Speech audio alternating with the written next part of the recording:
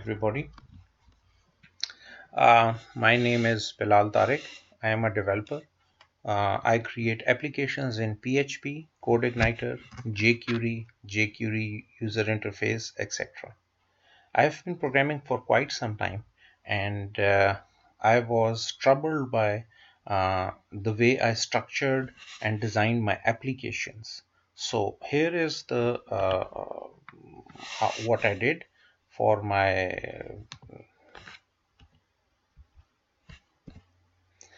here is the problem that I faced and what I did to tackle that problem. So the first of all is my applications became unmanageable as they grew. No matter how much planning I carried out, when I would get into the nuts and bolts of the things, new problems would arise. I would create a sort of band-aid solutions for them. I would write fixing code, and I would not know where that code should go, and it would go some in various models, and it would create a very complicated situation. The second is I tried to create diagrams for the code. This was the worst thing that I have done, because creating diagrams or keeping the diagram and the code in synchronization with each other is a huge task. Like at any given time, either the code or the diagram would not follow each other.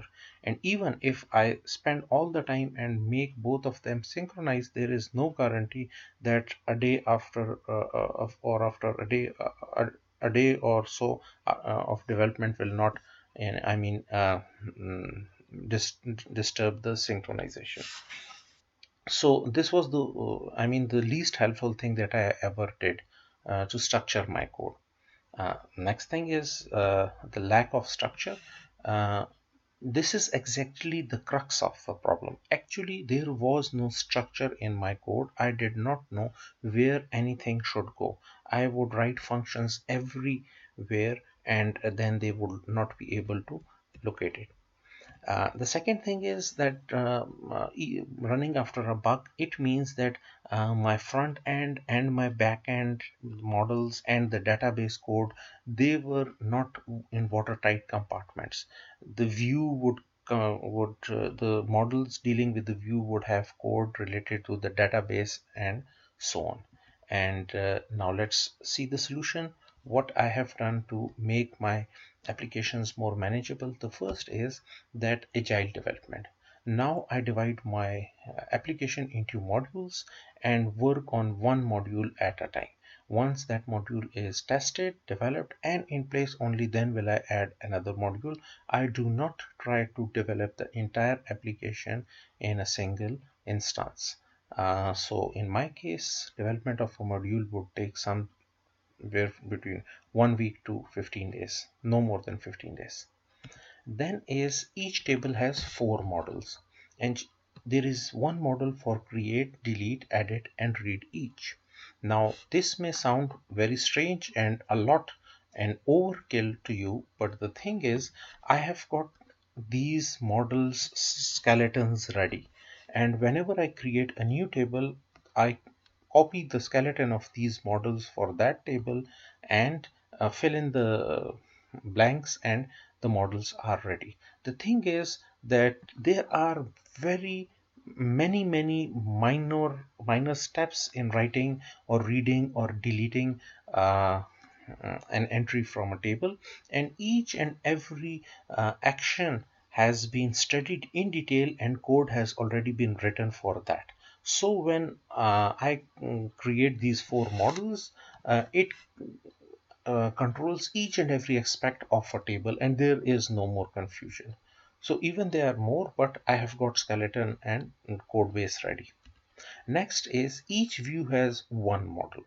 So I have got four models for each table, and then I have one model for each view. In addition to that, I have not mentioned it here, but I have got computational models, those models which just deal with computation, processing, and crunching of data. So my models, you can say, are divided into three groups. Next is the controller and models. They have got base classes and they extend base classes. So they have got a lot of functionality built into them, and a lot many things that would take me long functions or 10 or 20 lines of code to get it done. Now I can do it in single line of code because I have developed these base classes. Furthermore, when you develop an application and go to the second application, a lot of the things that you do are common from one application to another. So I make those classes, I keep that code in the base classes and extend other classes for them, just like the four models for each table. Uh, and the last is I don't believe in test driven development.